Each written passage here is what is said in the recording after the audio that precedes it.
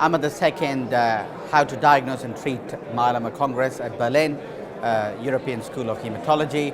And today we had a session that I participated where we discussed management of relapsed myeloma patients. I had a particular challenge in describing how we would approach treatment of myeloma patients who are transplant ineligible at their first relapse setting. The things that I set out to discuss are the fact that relapsed myeloma patients in a real-world data set, up to 40% of patients unfortunately die of either myeloma or other conditions within the first couple of years, was really stark. This stands completely at odds with all the phase 3 trials, which show significant improvement overall survival in first relapsed myeloma using several therapeutic combinations. So if you try and drill down to why this happens, there are a number of factors in the real world patients that have to be taken into consideration when you choose treatment for relapsed myeloma.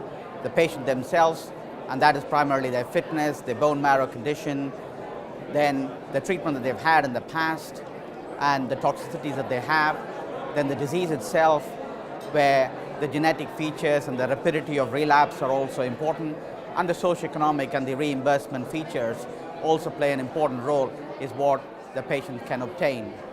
I then used a couple of patients to describe the challenges in treating relapsed myeloma.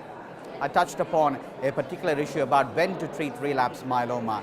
Do you treat when you first see a paraprotein coming back up, or do you treat when the patient becomes ill with a relapse of myeloma? The jury is still out here. We need prospective trials, but I guess we need a balance of both is what we need to do. We need to monitor patients very closely, and if they have some evidence of rapidity in relapse, then we need to treat them at that point. We also need to image patients and do their marrows to see whether there are clones evolving in these patients.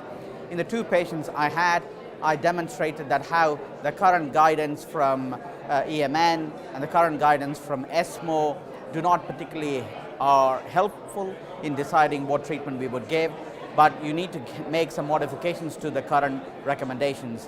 One of the patients needed treatment with a triplet therapy and couldn't have a transplant and needed daratumumab, Velcade, Dex combination even at biochemical relapse because of disease progression.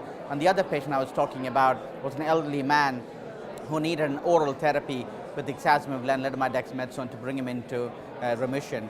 And clearly he had renal impairment, so we couldn't use what would be thought about as the most standard treatment in the relapse setting, which is daratumumab, lenalidomide, and dexamethasone. So it's quite interesting to hear the panel discuss it as well as the delegates, and we all clearly went through a patch discussing that managing relapsed myeloma in this day and age, despite the availability of combinations, has to be individualized and personalized to everyone.